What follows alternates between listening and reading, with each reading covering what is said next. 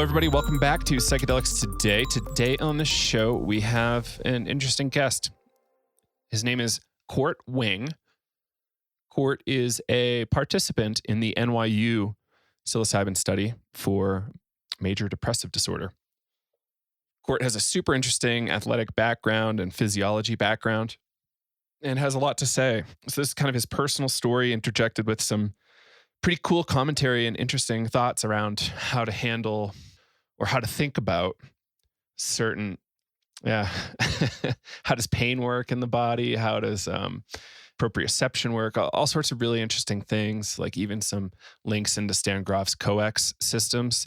And there's some great stuff here, and I hope you enjoy it. I had a really wonderful time talking to Court, and I do plan to have him on again. It was such a fun conversation. We talked for at least another half an hour after the interview wrapped. So this is a little bit of a long one. I hope you enjoy it, and we'll see you on the other side. Hello, everybody. Welcome back to Psychedelics Today. I'm here with Court Wing, a recent participant in one of the NYU psilocybin trials. Thanks for joining us, Court. Thanks for having me here today. Glad to be with you guys. Absolutely. Really appreciate you reaching out. No, not at all. So what was the name of the study, or do you know what they were looking at in this particular study? So it was a study for major depressive disorder.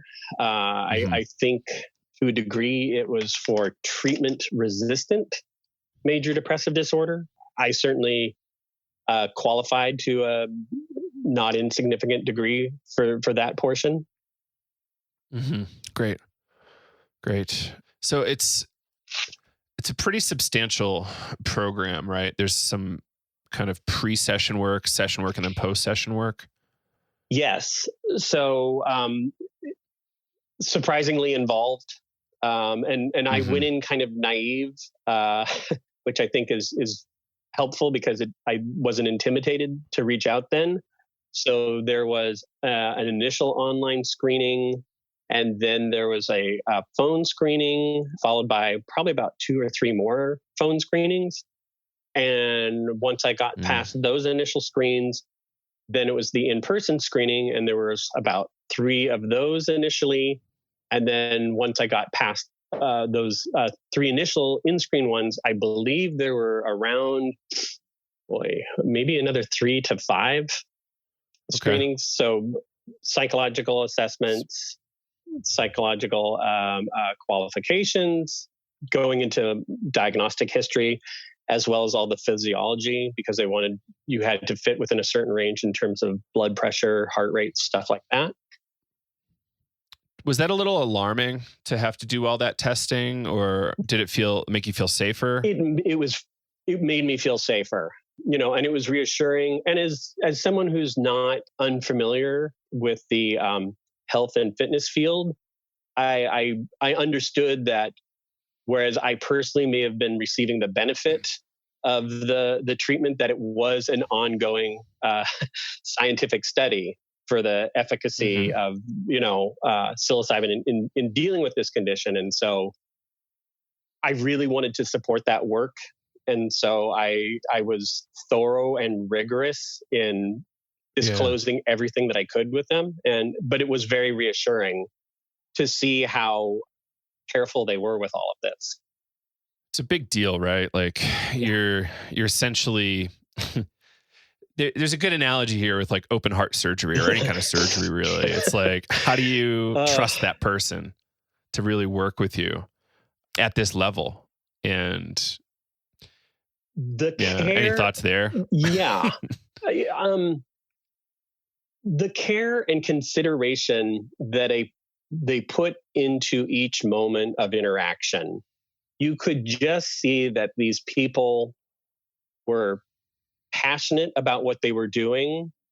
They were trying to be as scrupulous as possible, and yet the sensitivity that they had for me as a person with depression coming in and going through this, somewhat odd circumstance. Oh yeah. They're lovely, caring people, and also extremely professional. You could see how how much time they had put into vetting the whole process. And also that was always in the back of their mind that they were following protocols. So there would be some encounters where they'd say, I'm sorry, but we can't do that because that would be a violation of protocol or that. And then the joke became, okay, I know, I don't want to mess up your data sets, So there's a lot there where it's just like, oh wait, and so I started to anticipate some of that after a certain point, in spite of also dealing with the depression at the same time. So yeah, for me, it was deeply reassuring.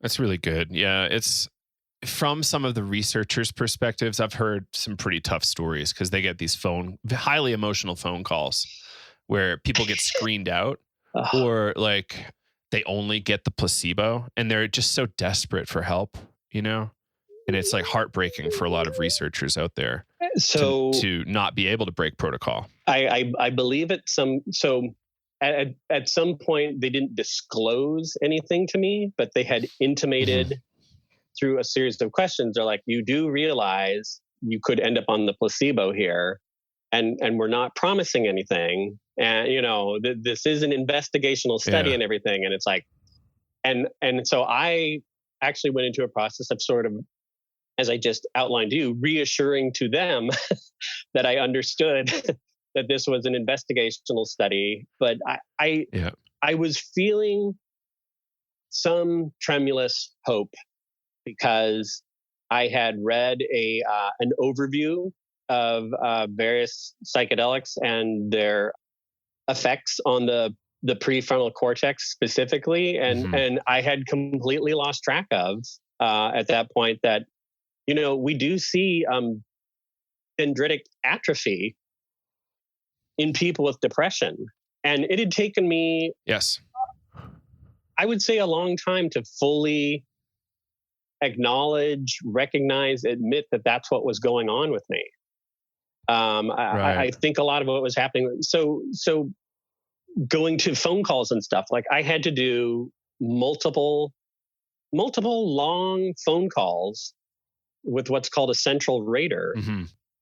And so I don't know how much of this I can disclose, because I don't want to skew anyone's expectations that may go into this, but the questions were probing and nuanced. And one question I would rate myself, if it was something that involved a rating on 1 to 10, how much do you feel this or agree with this as a statement about yourself?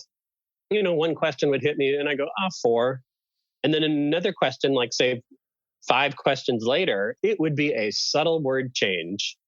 And I would suddenly be verklempt, or crying or extremely reactive because the question suddenly made me have to recognize an aspect of myself that I was probably deeply masking, not just to society or work, but to myself. So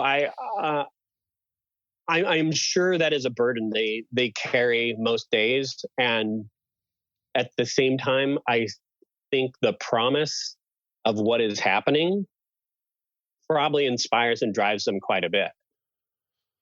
It has to, right? Yeah, they all have that light in their eyes.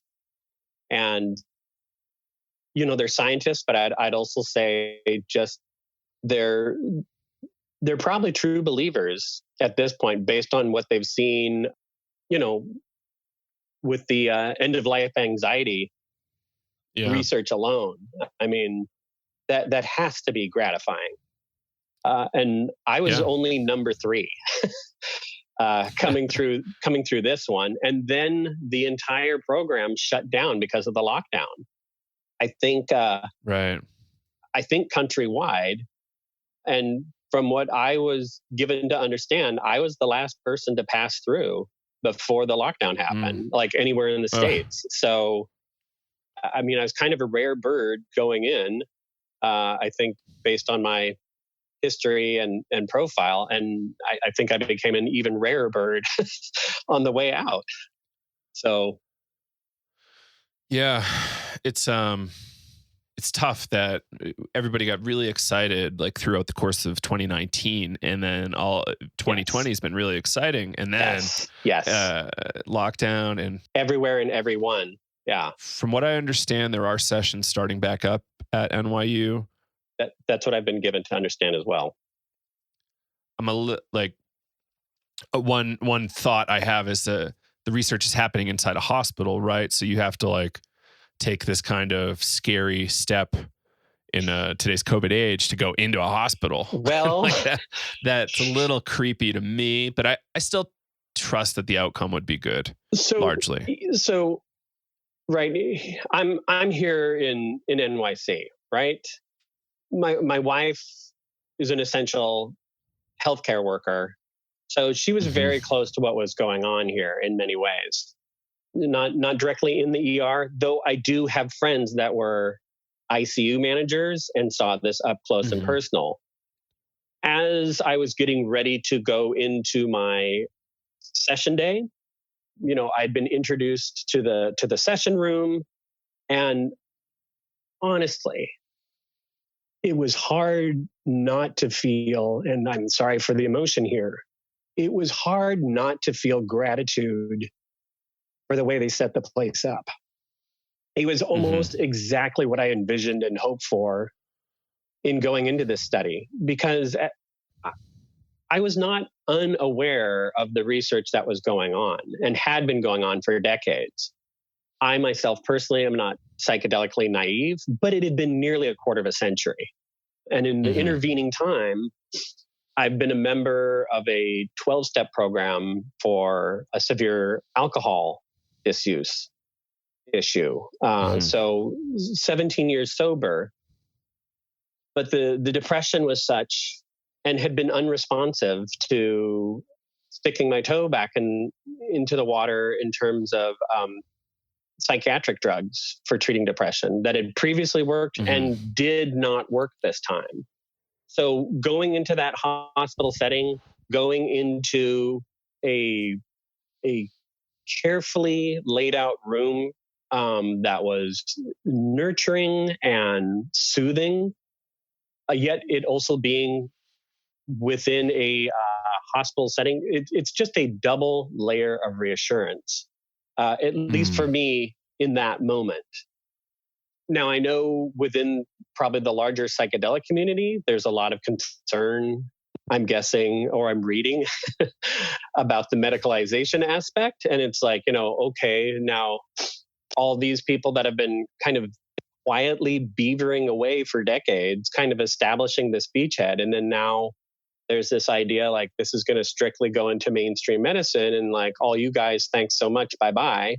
Yeah, I could imagine there's some friction, shall we say? Right. Like, will psychiatry dominate? Exactly. And I think the cat's too far out of the bag for that to really happen.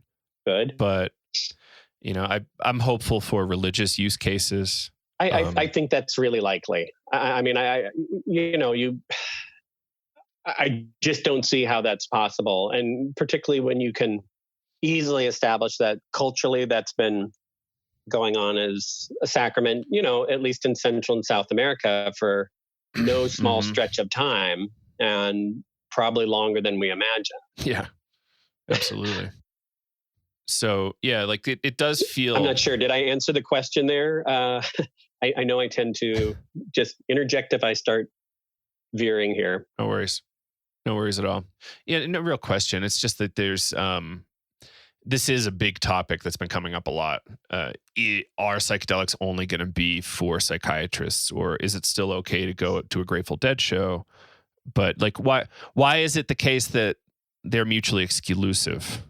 Is it necessarily the case that it has to only be medical? I don't think so. I would think a lot of doctors would largely agree, but some would fervently disagree.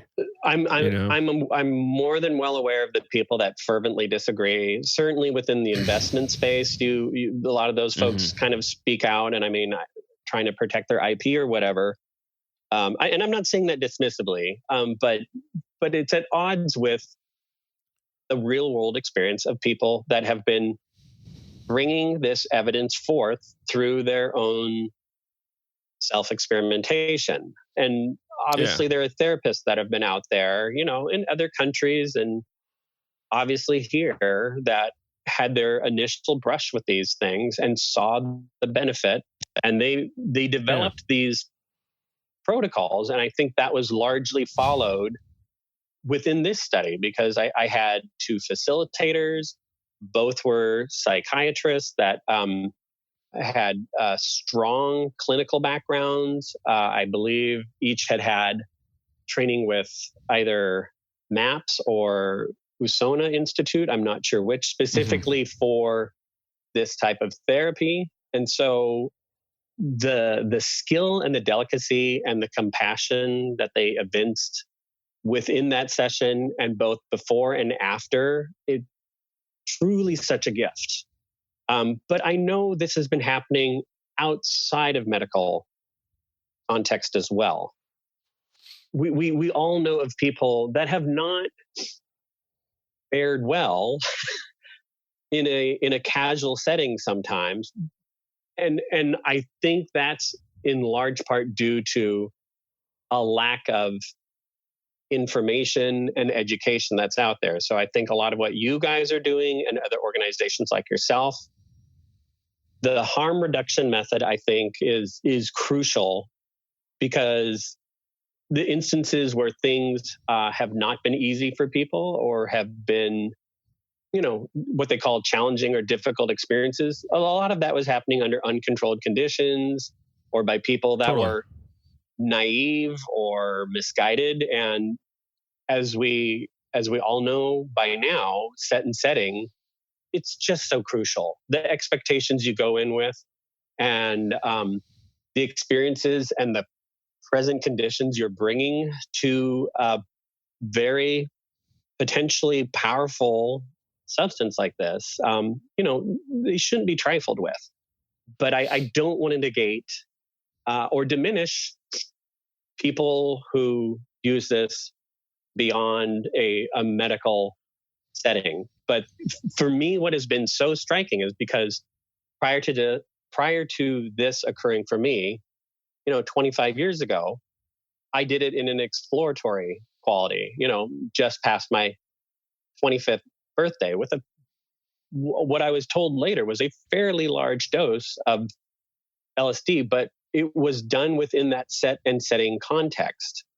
And, as Roland Griffiths research showed, it was it was life-changing. It was one of those things I can remember to this day.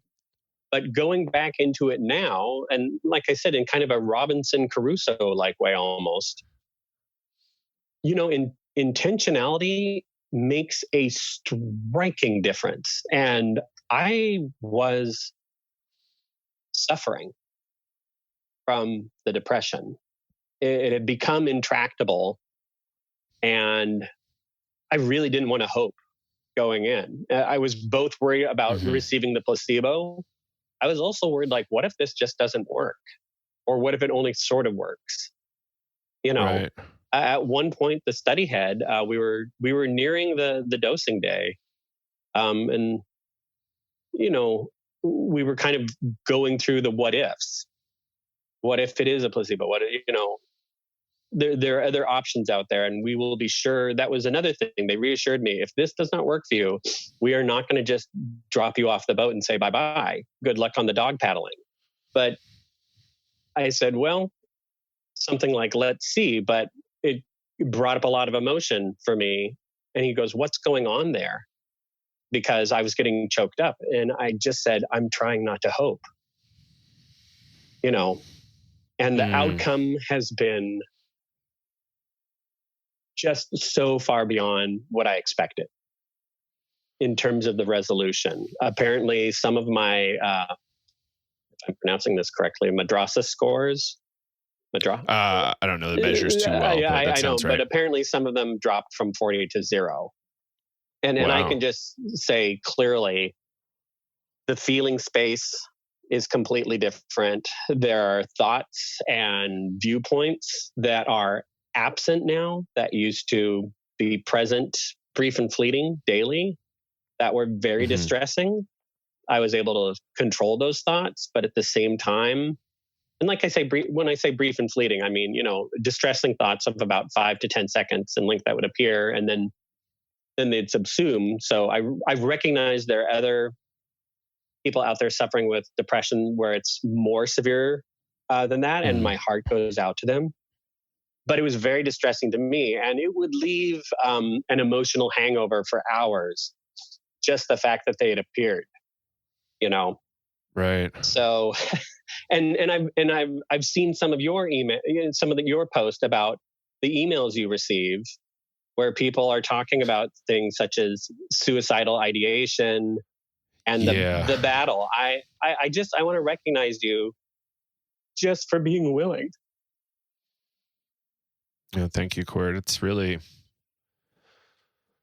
like I've done face-to-face work with a lot of people, and for whatever reason, that doesn't feel as challenging, right? It's like this remote, like, no, okay, yeah, you've had like the most horrific things, but I can still talk to you in person. But like emails, it's like, oh no, I have no control here. That's exactly right.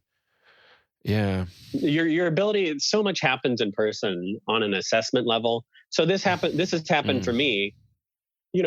People come to me over the years for chronic pain and PTSD, and those things are certainly often present with people that have had wartime injuries, and I've had other people where they have not come to me necessarily specifically for PTSD or something akin to that for sexual trauma, but sometimes in resolving another issue that they've got going on, that will suddenly emerge. And, these things are not occurring in isolation to each other. And I don't think depression, and I think there's strong evidence out there based on this study, as well as what we've known over the last, say, roughly half a century, that I think there's a strong case to be made that depression and other similar mental health issues may be more of a nociceptive event than we've really given it credited for. And so how do you mean that, nociceptive? So nociceptive is noxious stimulus within the nervous system, right? So around your body, people are roughly aware of what proprioception is. It's kind of your body's ongoing 3D map to have a sense of where it is in space, how it's moving, limb position, speed, feeling, and things like that. And around the joint beds, you have the highest density of nerve endings, just because that's where most of the motion occurs. But within a pain framework, you could roughly generalize to you have mechanoceptors and you have nociceptors. Information coming from mechanoceptors is for mechanical information, as the name implies. Those are big, fat, fast nerve impulses that are of very high survival significance, right? Nociception, that's noxious stimuli. Those are small, slow, and weak.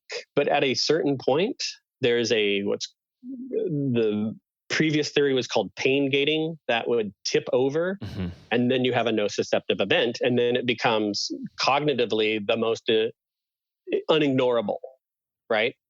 And chronic pain is when you have over chunking of that nociceptive pathway that then becomes, you start running into things like cortical smearing.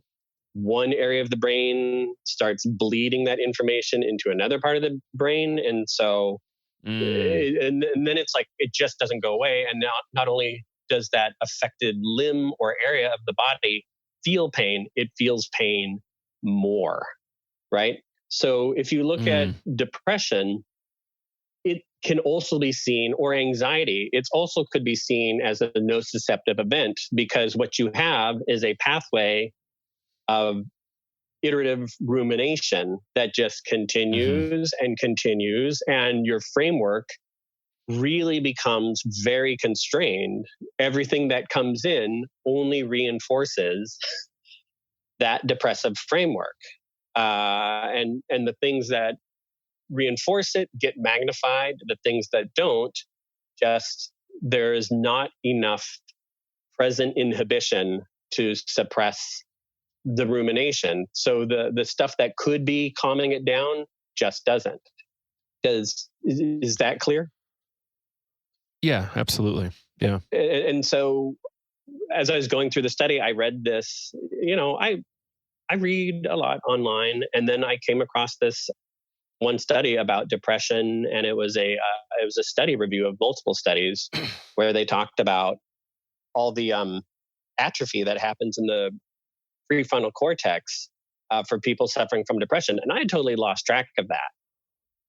And then I saw that various psychedelic drugs or compounds. I think it was specifically reviewing LSD, psilocybin, and I believe DMT. Don't quote me. Maybe it was MDMA, where they talked about the increase in dendritic arborization, the increase in neurogenesis, synaptogenesis, and that there was a profound change in neuroplasticity. That's the key to the kingdom when it comes to what's happening over in the chronic pain world. So when I realized perhaps that could happen for me with my depression, it was a very bright spot in seeing if I was going to qualify for this or not. Perhaps there's a very roundabout answer there, but I'm just trying to be thorough here. Yeah, no, that makes sense. So getting really deep into this, it reminds me that we didn't really flesh out your background much.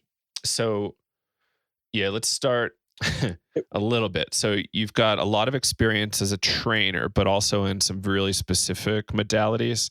Can you talk about that? Sure. So I was in a performing arts high school back in Seattle, Washington.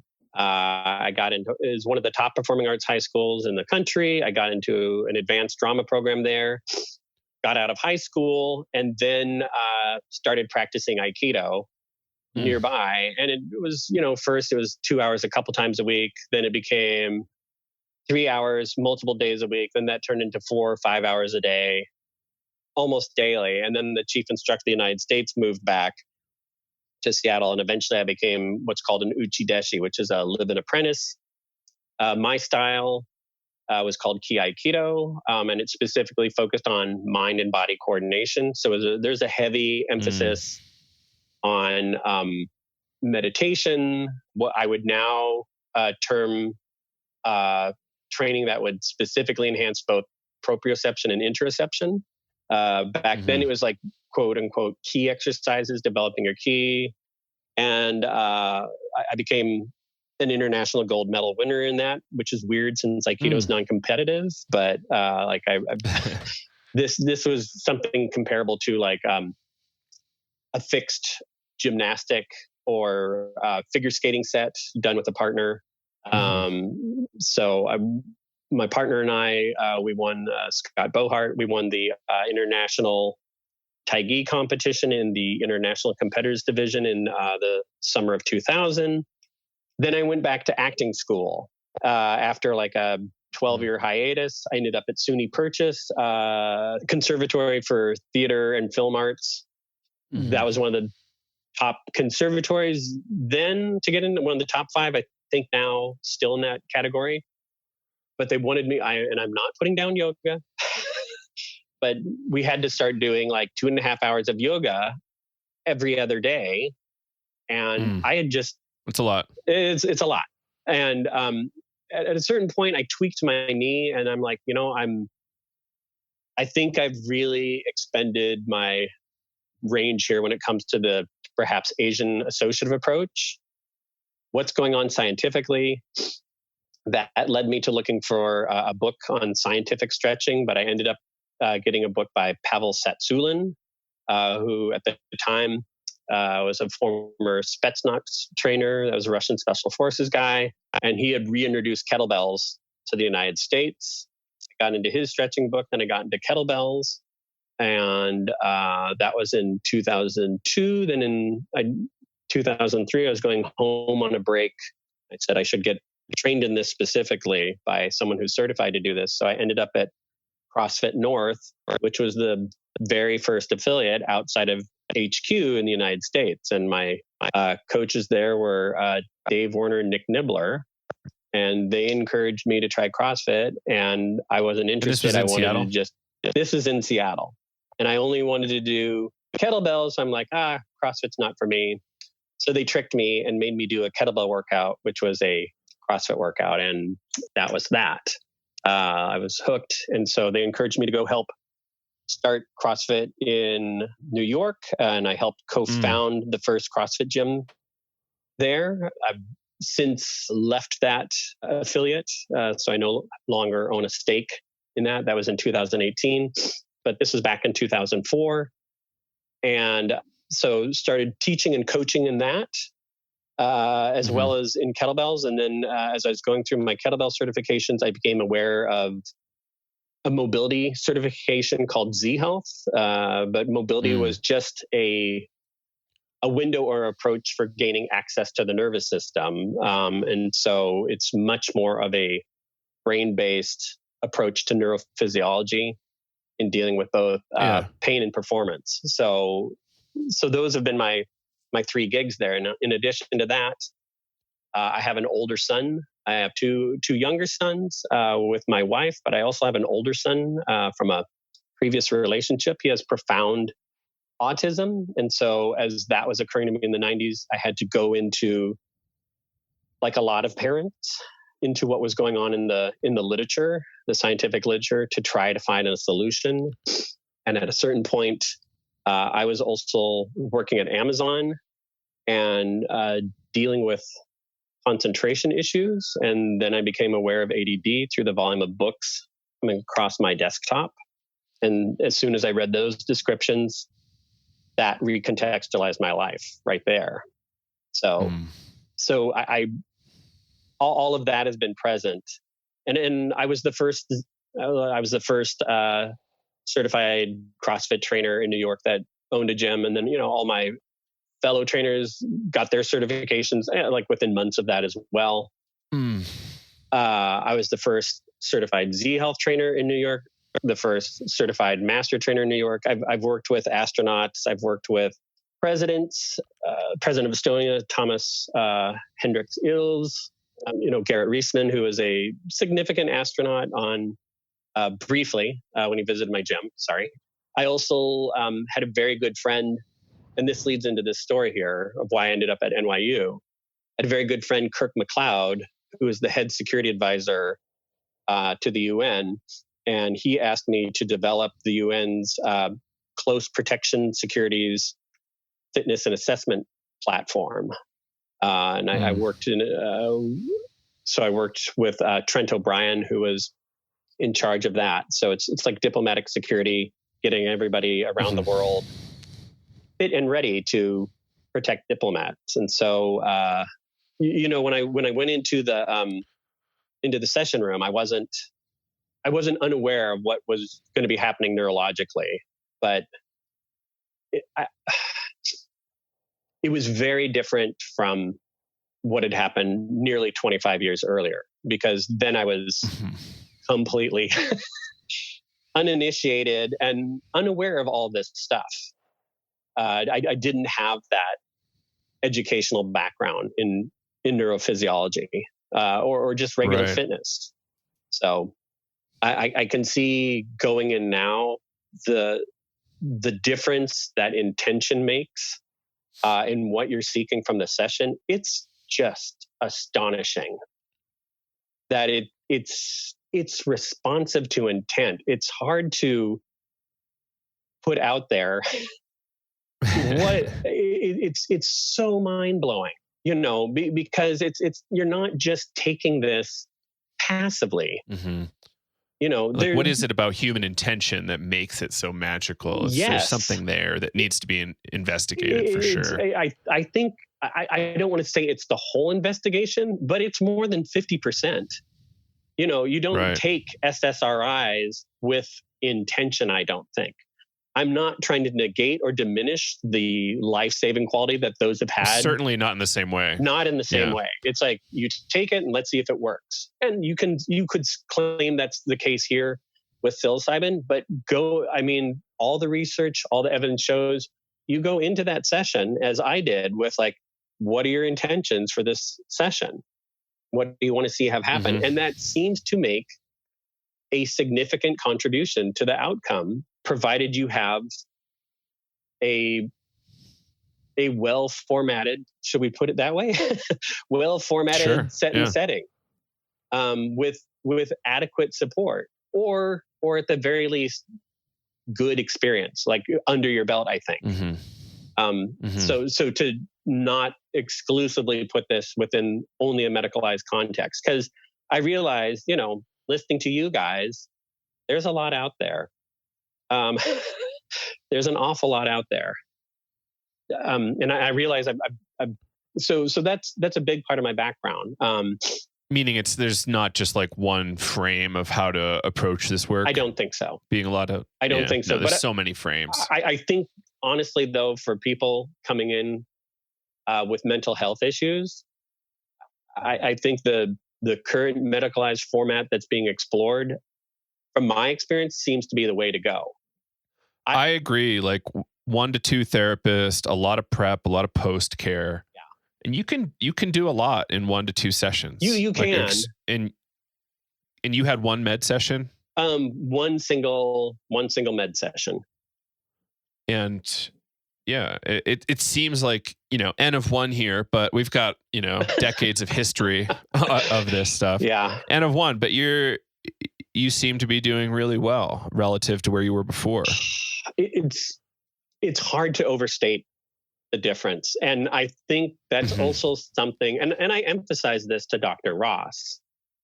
Yeah. I think a feature that needs to be strongly promoted of the psychedelic medicine approach to this type of issue, and in my case, the treatment-resistant depression, is the rapid onset and the stark contrast that provides.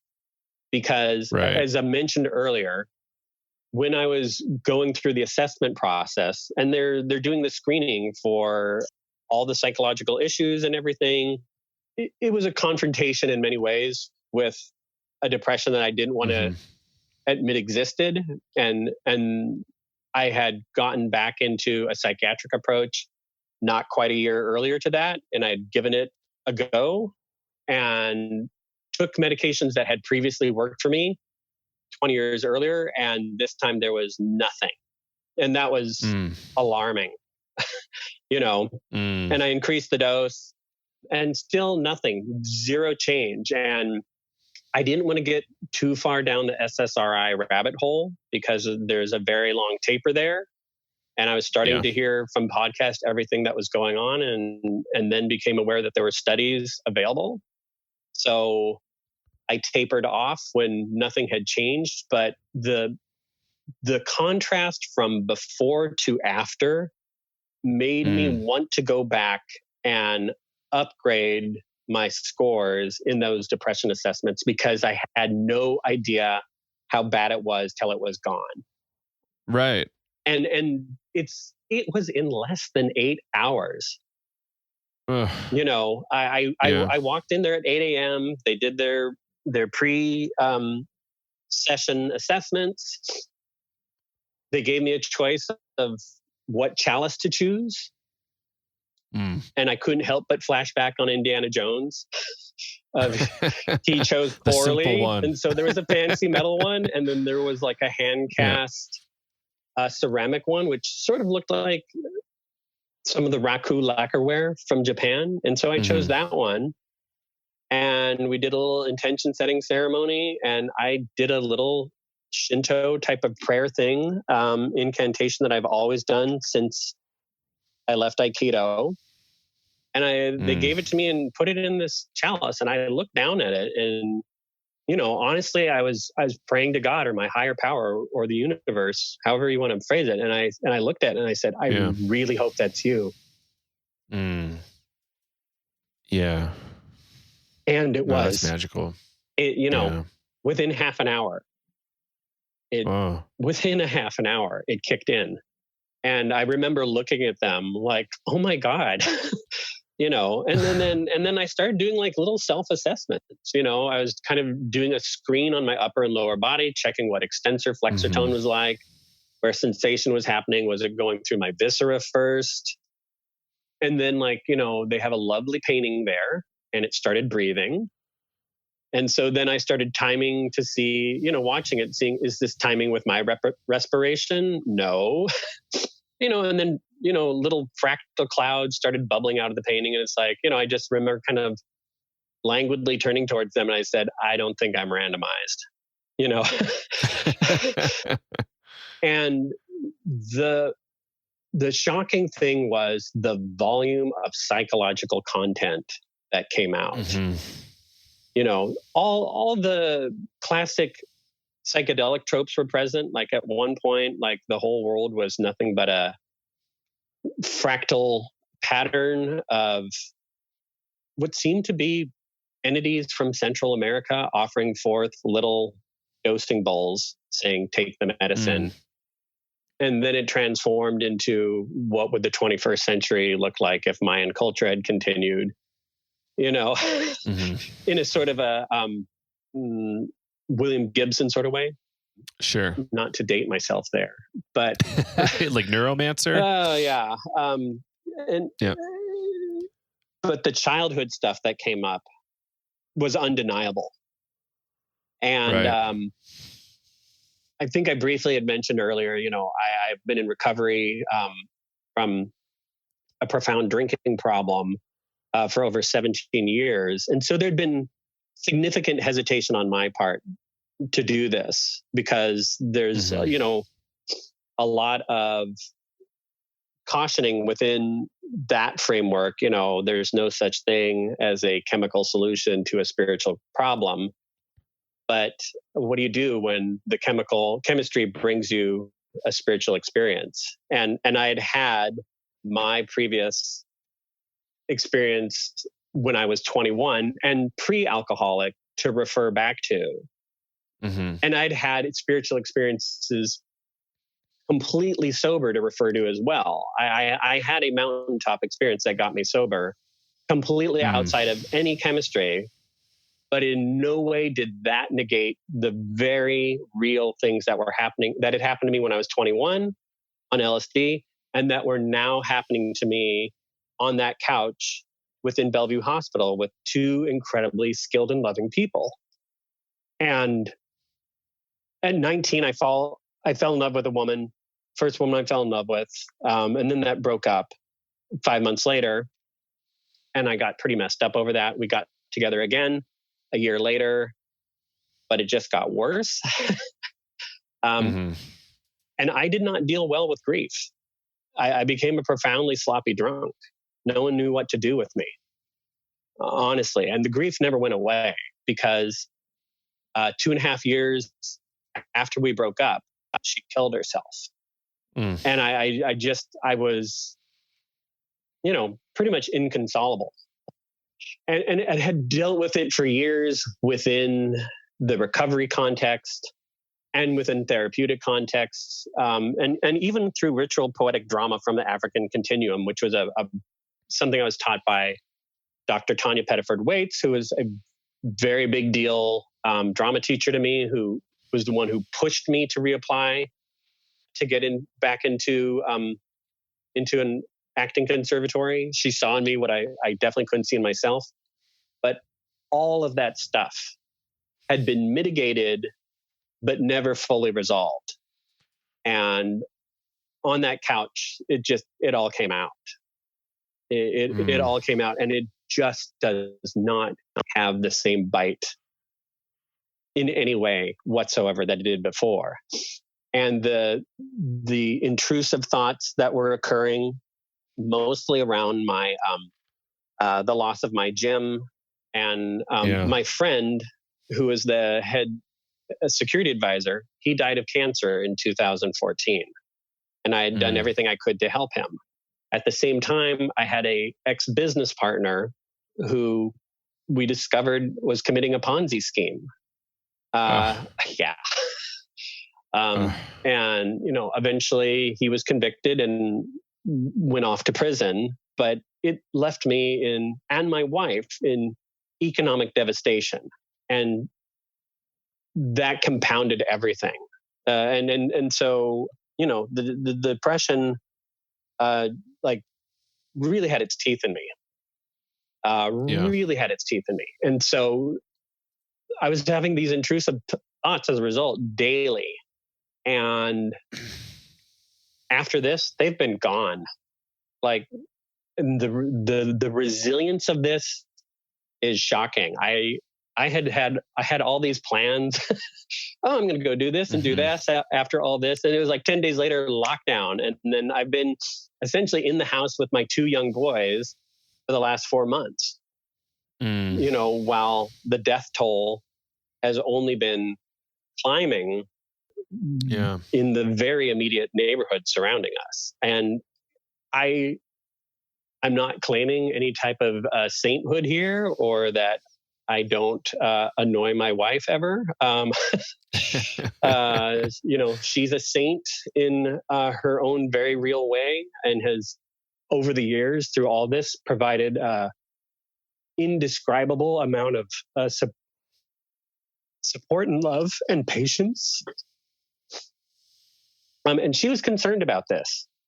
She was concerned about this, but has trusted me to go through it. And has not invalidated the results I've gotten.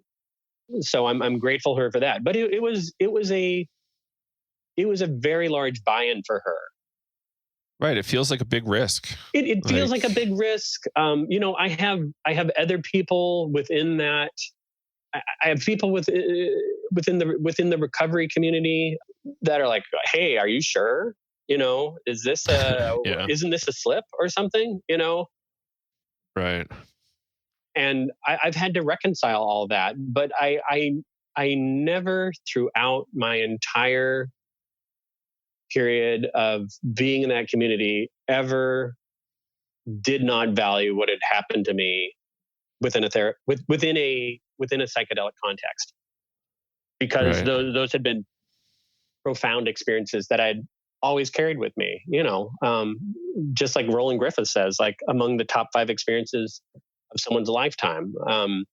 And I'd had a white light mountaintop experience that relieved me of the desire to drink ever. But previously in Japan, when honestly I was in the depth of my active drinking, I'd had another extremely intense Satori experience during a tea ceremony post competition.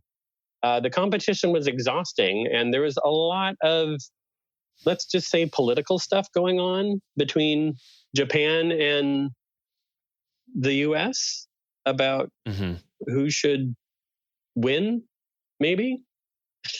I think that's as much as I'll touch on that there. But so I had an extremely profound spiritual experience there that was completely unexpected. It was the same thing when I recovered, but this just it annihilated the depression, and the resiliency has been incredible to me. It's been weird being inside. The telelearning with my kids is very frustrating. The loss of income because of the gym shutdown and everything, that has been also worrisome. And my sympathies go out to everyone dealing with that. Though I would just like to interject: stay at home, wear your mask, wash your hands. Please, after everything New York went through, everybody as an American and a world citizen should not negate the loss of our fellow citizens that have died here. We all need to be masking up. We all need to be, we're coming back to a shutdown, so please don't waste it. But I think if I had not gone through the dosing session just before the lockdown, I have no idea what kind of person I would have been going through this. As someone that was pretty significantly depressed prior to. Yeah. Right. Yeah. It feels like a big, scary risk, right? Like, just imagine the folks who had, yes, the folks in your situation that just didn't get it. There's a lot of them. Yeah. There's so many people with major depressive disorder, and it's just to try to convey to all those folks out there that are sitting either in hesitancy or in judgment of this approach.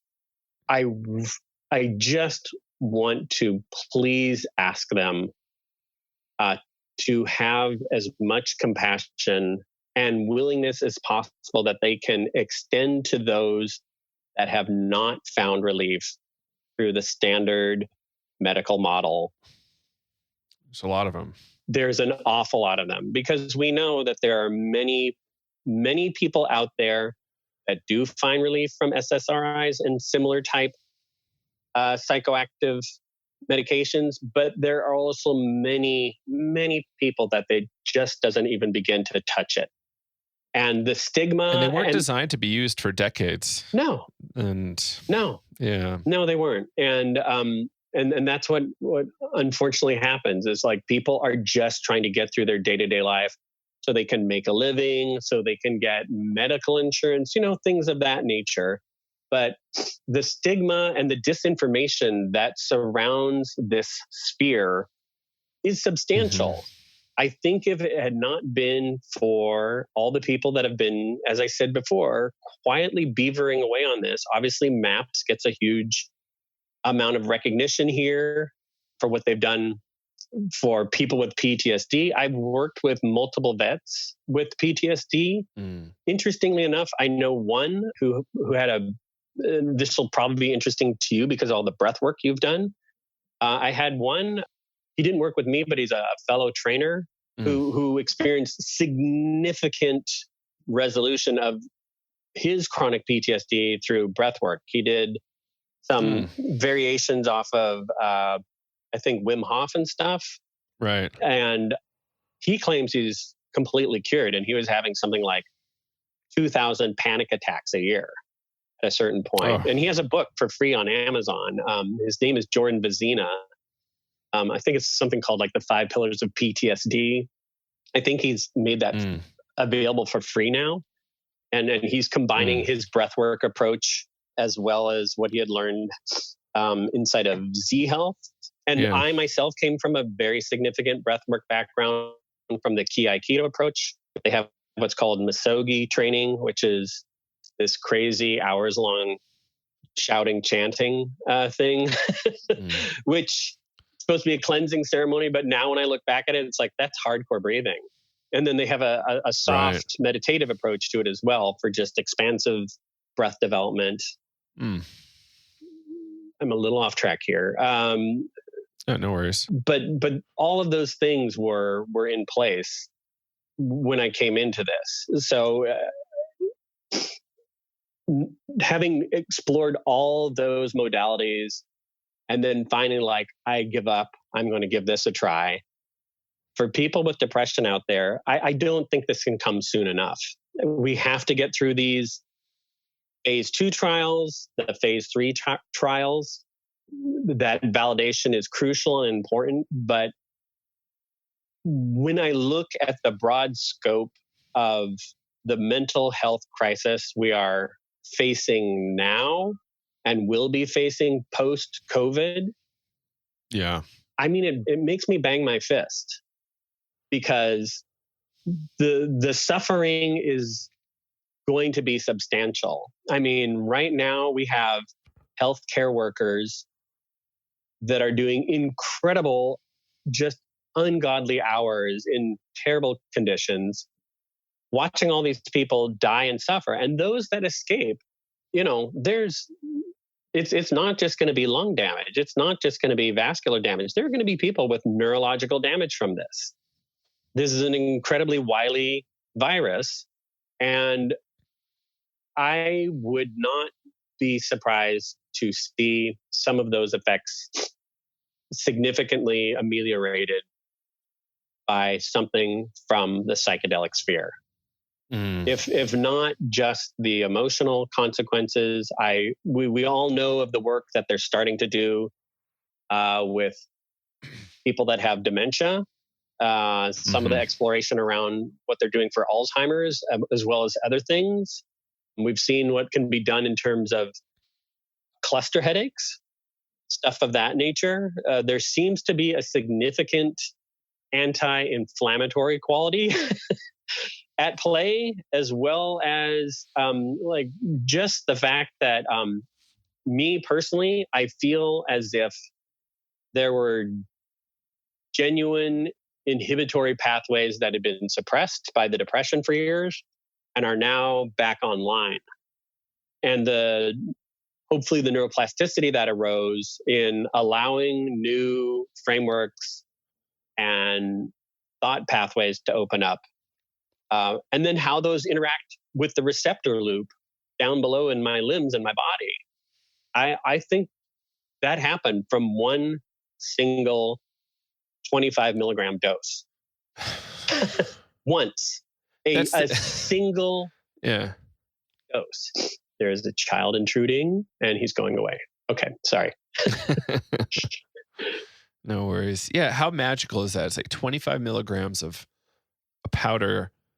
Yeah. Has this extraordinary effect. System-wide. One or two times. A system-wide effect, I think. System-wide. I think it's system-wide. Not exclusively in ego. It's a lot more broad. Yes. Yeah. Have you heard us say this line before? Mind is at the very least diffused throughout the body. Wait, say that again. Mind is at the very least diffused throughout the body. So there is, interestingly enough, I was just reviewing this morning, there is a phrase from my Ki-Aikido days that goes like this: your mind is the body made subtle. The body is unrefined mind.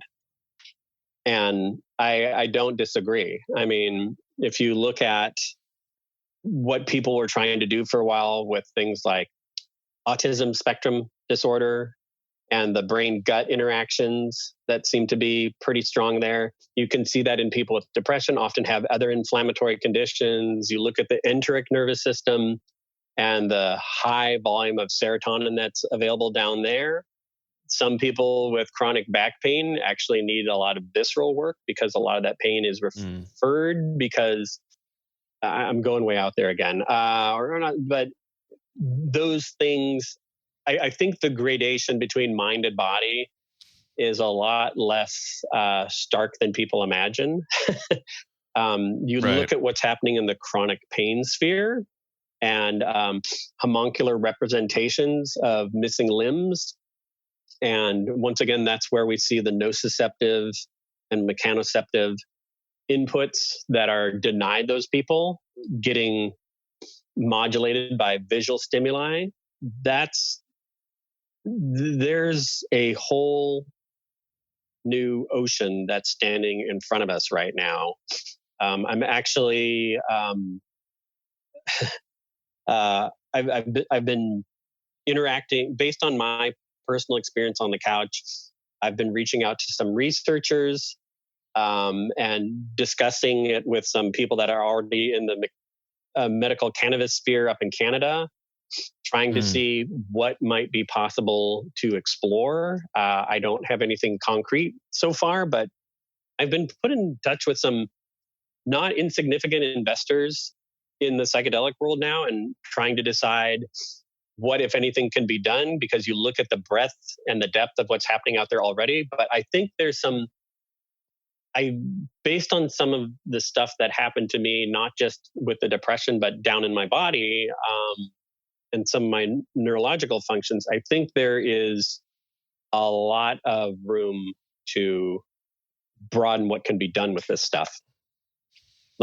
I can't wait for more people to take that approach, Court. There's so much room. Yeah, there really is. And it's you can talk to, I think, a not insubstantial degree about, the cultural bias that has been kind of obstructing what indigenous cultures have found in that associative, iterative approach over, I think, millennia. Don't eat that plant, eat it with that plant.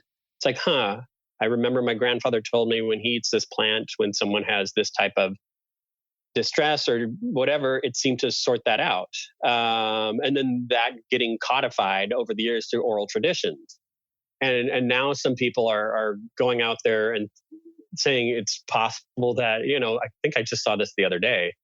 Someone asked, are psychedelics the antibiotics of psychiatry? And it's like, whoa, that's vast.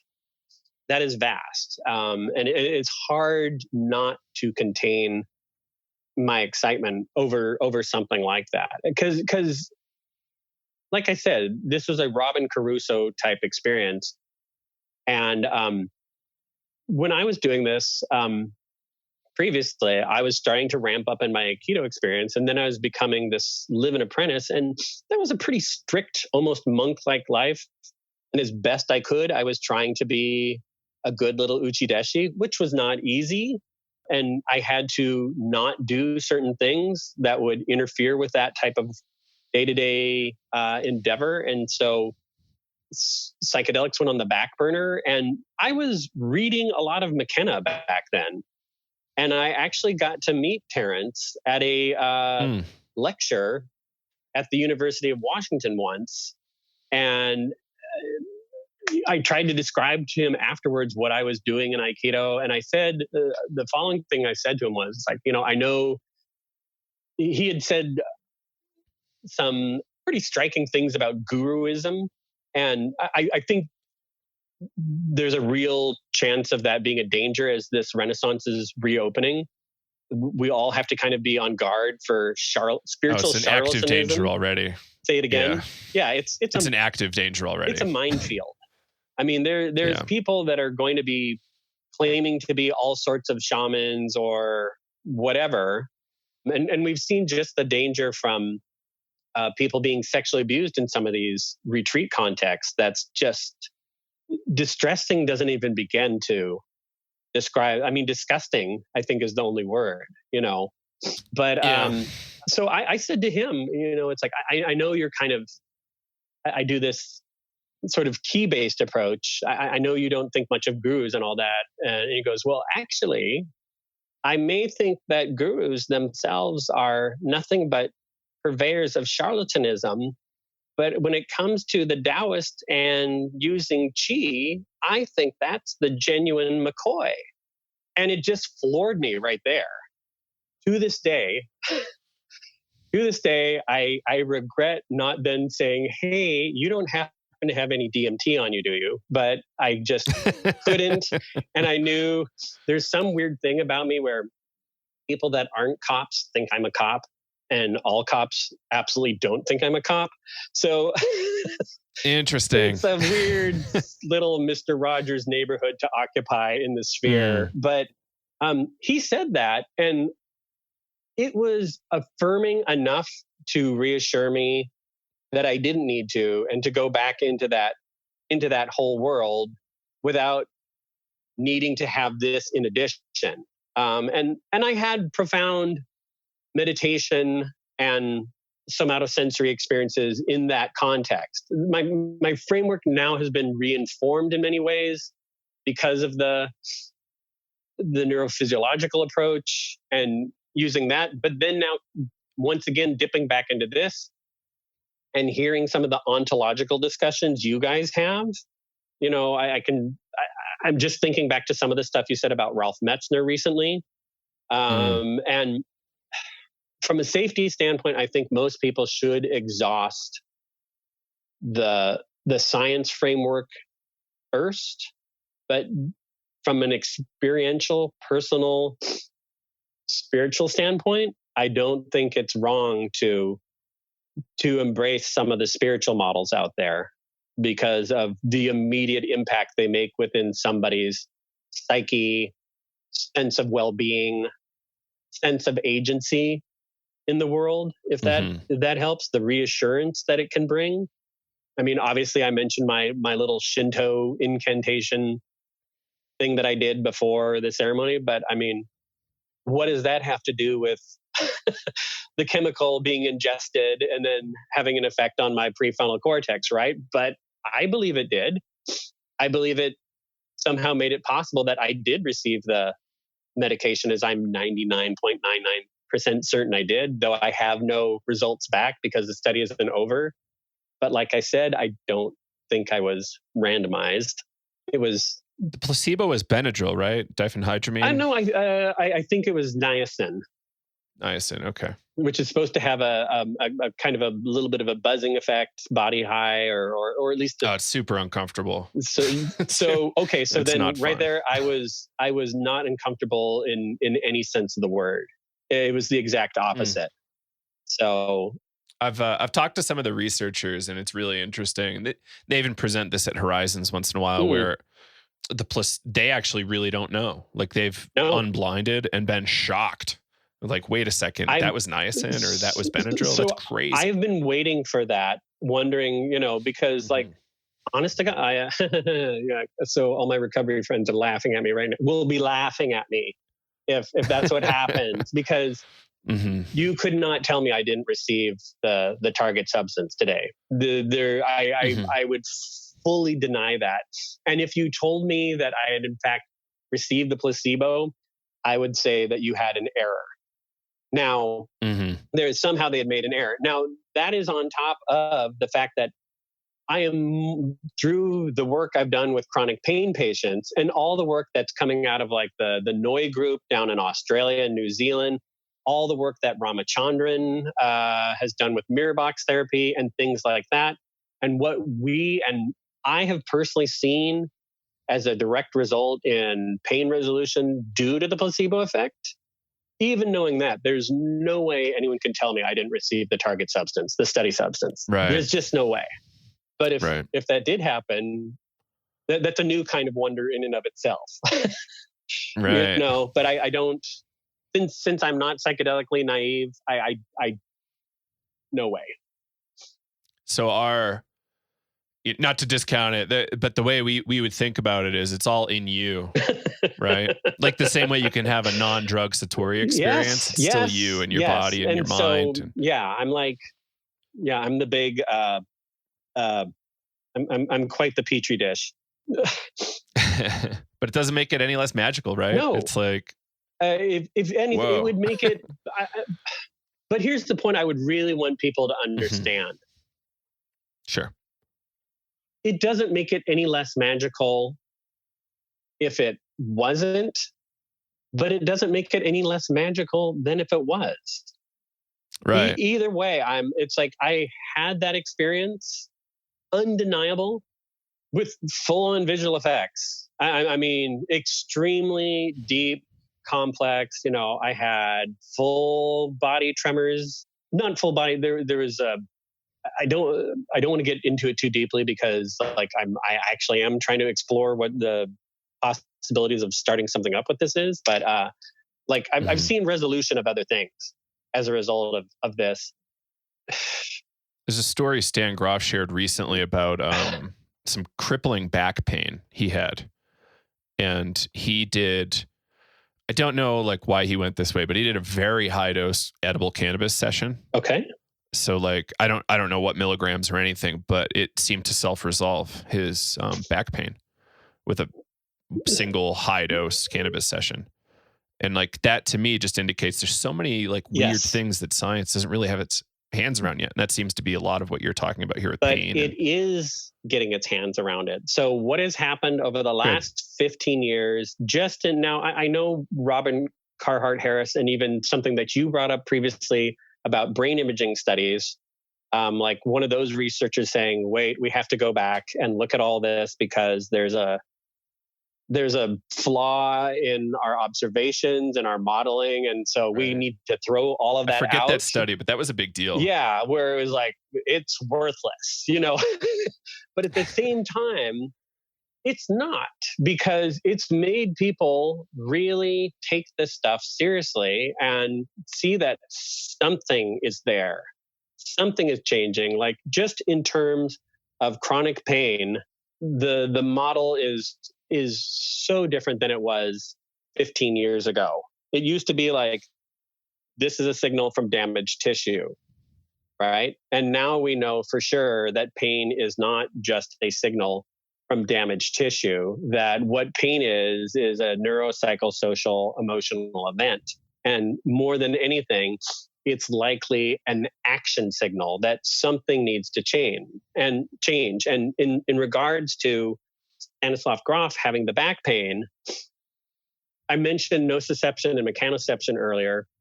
So in most joint beds around the body, there is a ratio of mechanoceptors to nociceptors, with mechanoceptors being in a far higher prevalence, except for the low back and the eyeball, where that's very reverse. Think how sensitive your eye is to touch or pain. The low back, they used to think it's like, oh, someone has spondylosis, or they have a disc rupture, or there's a misalignment there, or there's a compression on the nerves. That's what's causing the pain, right? That was that mechanical Cartesian approach. But they've done multiple meta studies of MRIs of people with back pain, and the thing that emerged was that they looked at all these back pain sufferers. They looked at their films, and they're like, oh yeah, look right here, that vertebrae is broken. Over here we have a disc rupture. Oh, look how porous that vertebrae is there. But then they found people with pristine films, nothing pathological in that film, and they're debilitated. And so then they did a reverse study of people with no pain at all. Yeah. And they found people that were like essentially the walking dead when it came to their spine health. And they're like, I feel great. So, and there are systems out there for resolving back pain. This is a huge sphere. There are systems out there resolving back pain that insist it's all emotional. There was like a study that Boeing did of its engineers that had back pain. They're like, gosh, we lose so many work hours. How much time loss? How much more is our insurance to this? We're engineers. We should be able to nail this down. We're awesome. We build planes. We built the 747. And so they did a system-wide study there to find out, okay, what are all the causes and correlations to back pain? And they could, after the whole thing, they could only find one single feature that nearly everybody with significant back pain had. They all hated their jobs. And that was it. But that's a big stressor. If you consider pain to be a spillover point into nociception for the body, it's a warning action signal. And if there's a continual survival threat happening in your life, it used to be the fight or flight stuff, but now it could be job loss, job insecurity, job stress. That's our hunting and gathering now. And if that's getting triggered, and at some point it reaches a spillover point, that's going to spill over into the back because it's so good at feeling pain. If your nervous system is trying to get you to change something, rather than come up with a new pain, let's just make his back hurt. That'll stop him. That'll make him pay attention. And I think this was told to me by the founder of Z Health. Like he's postulated a couple times before, Dr. Eric Cobb. He thinks that depression and other similar things are more likely nociceptive events than we realize. That it's the nervous system's way of like, hey, something is going on here, and you need to change it. So there is the actual organic structural quality to it, but it also may be the nervous system's attempt to get your attention to change something, to restructure something, and not in a necessarily woo-woo way, which I'm not trying to degrade that sphere. I'm really not. But often when we look at people, there's this whole somatosensory approach to dealing with chronic pain and other similar conditions, emotional issues, where you go in, you get bodywork therapy and stuff like that, and they talk about the stress or the trauma or the emotions being trapped in the tissue. And so like you'll have people that are like digging their elbow deep in there, and they're making you wail and cry and stuff like that. And it's when you can re-engage that emotional trauma that the physical issue is resolved. I've heard him postulate that it's a little bit different, that often when people have an emotional trauma, often what's unaddressed is that there was an original coincident injury that happened at the same time, physical injury.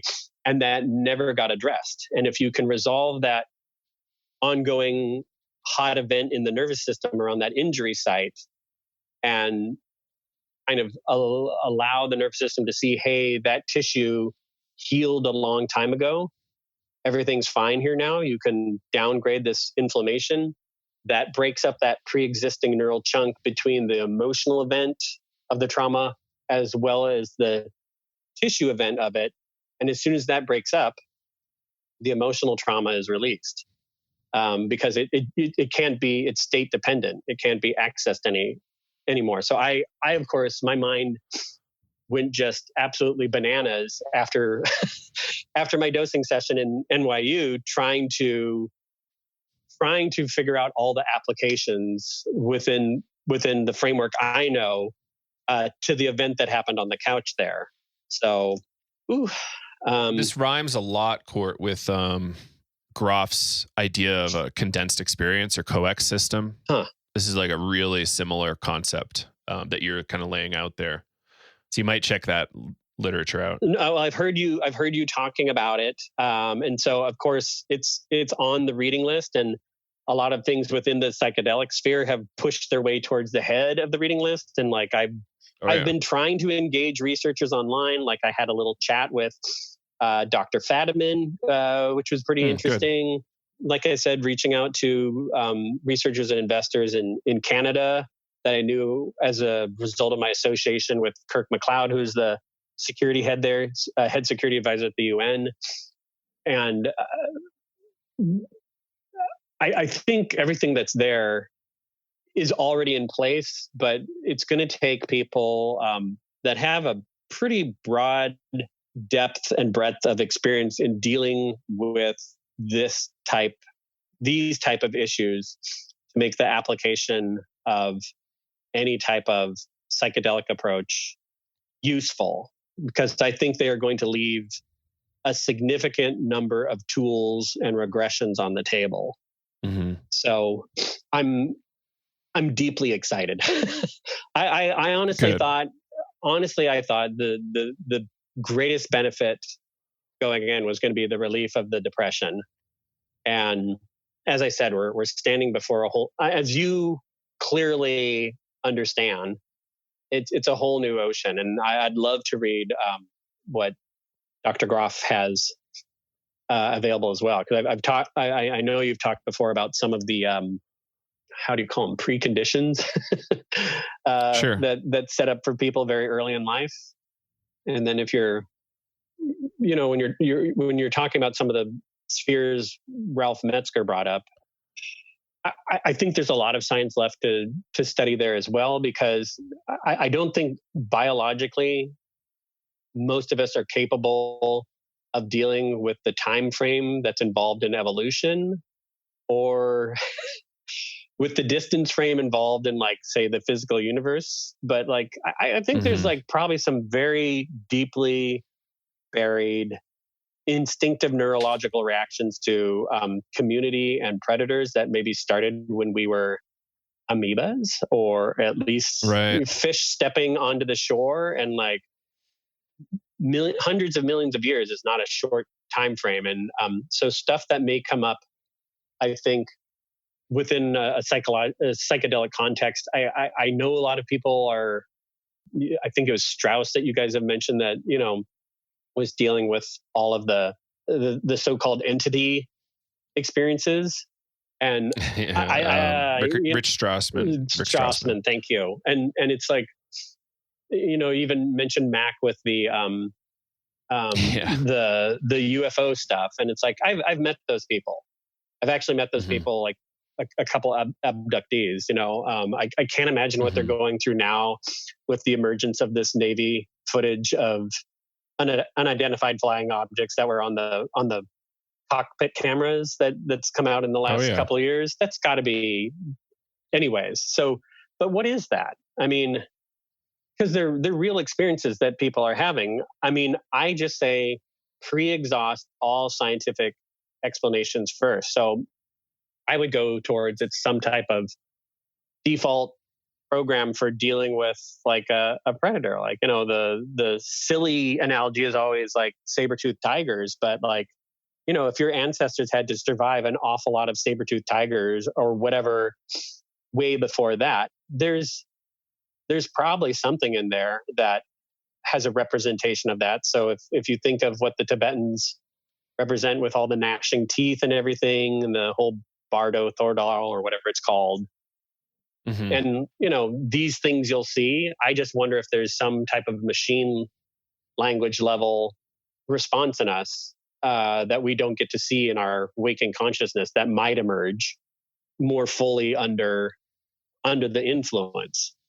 Does that make sense, or am I just wildly? I think you're totally like, yeah, we've got to be really rigorously scientific, but we've also got to be open to like when we exhaust scientific possibilities or easily explained things inside of our knowledge set, we've got to expand. This is this idea of the new paradigm, like psychology as it stands today is okay. Yeah. But it's very incomplete. It doesn't account for religious experience or transpersonal phenomenon very well. Thus transpersonal psychology, which includes and transcends, kind of like in the Ken Wilber framework. Like, we don't want to throw it out. We want to include it all. We want to be rigorous, but we're not being rigorous when we just toss out data. That's right. I don't disagree there. I just to be devil's advocate there, because I can imagine some of the researchers that are a little bit more deeply in the science camp are just like yanking their hair when they hear that sometimes, because I've been online now for about 4 months, going back into what's happening nowadays. There are clearly opportunists. There are clearly charlatans that are, it's Absolutely. just like, not just are like unethical, and seeing that occur, it's the people I could call out, Court. It's unbelievable what I could say. I'm sure. I am absolutely sure. And so we really need to work strongly in tandem with the research community, because what they're providing now is a window to relief for so many of us. Many of us. And I would hope that the research community validates the people that have established the beachhead, because really that's what this is. If you consider what Ehrlichman did to a generation of mental health sufferers, it's unconscionable. The gaslighting that's happened, it's been impactful, I think, in no small way. But at the same time, I fear a Wild West.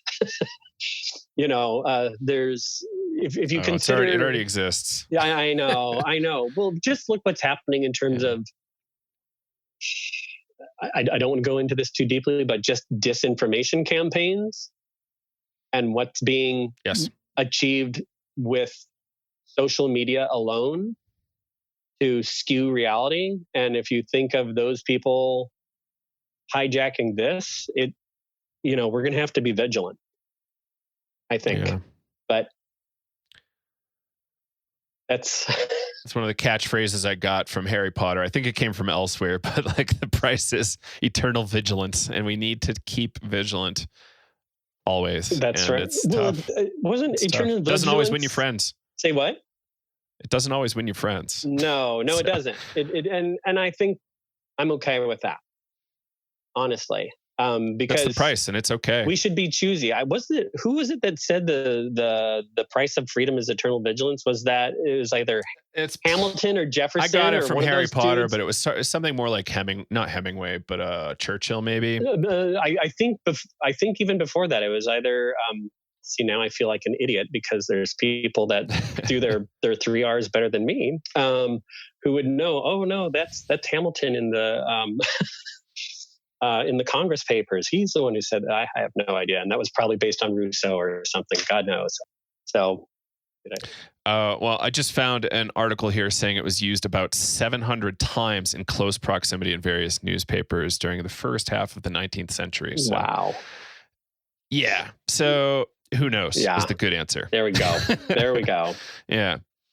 Anyway, Court, we should probably wrap. We're a little over an hour and a half. But Okay. I think this is a really lovely conversation. I really appreciate you going out on a limb, using your real name here, and sharing your story. It's crucial that we do, because a false picture has been painted of what's possible here, and when it's only seen in a recreational context where they use some slightly marginalized, perverse catchphrase like hippies or dirty hippies or something like that, and use that as a way to blame and shame people for seeking relief, and even worse, to claim that the results they're bringing back are invalid. I think that's a crime.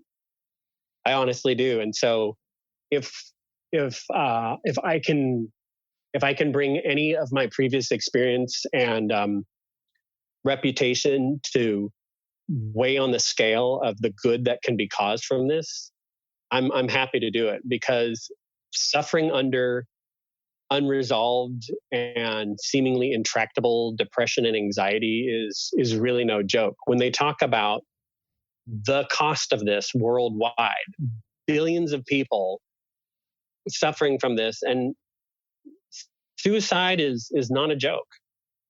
People that don't want to work or interact with their friends or go out or have fun, and even worse, think it's just not in the cards for them, and have exhausted all the approaches that are available to them within our current medical system and still are not finding relief. It's not ethical to deny this opportunity to them. It's not ethical. I would say it's immoral. Yes, 100% agreed. Court Wing, thank you for joining us, and let's maybe do this again. I would love to circle back with you in a few months to see where you've gone. Absolutely. I just thank you guys for the work you're doing, the way you put yourself out there, for your dedication and thoroughness. At first I was like, oh, psychedelics today, okay, haha, cool, and everything. But then as I'm going back through your archive, it is substantial and it's persistent. So thank you guys, and please keep fighting the good fight. All right. And making glad to have you on our side. Good trouble. I'm glad to have you guys on ours. So thank you so much. I just wanted to add my profound thanks to the Usona Institute and NYU's Department of Psychiatry for sponsoring this investigational study into psilocybin for major depressive disorder. If it weren't for them, I wouldn't be in full remission now. And I wanted to recognize their efforts and remind everybody that they're a non-profit corporation that does accept donations. So please visit them online. Thank you. And there you have it, Court Wing on Psychedelics Today. I hope you all enjoyed the show. If you want to give us some feedback or some love, hit us up on email at psychedelicstoday@gmail.com. If you want to leave us a review, feel free to do so. That would be very helpful, either at Facebook or on your podcast app. That would be great. Or just tell a friend. It's easy enough. And I think that's it for now. Joe Moore signing off for Psychedelics Today. Bye-bye.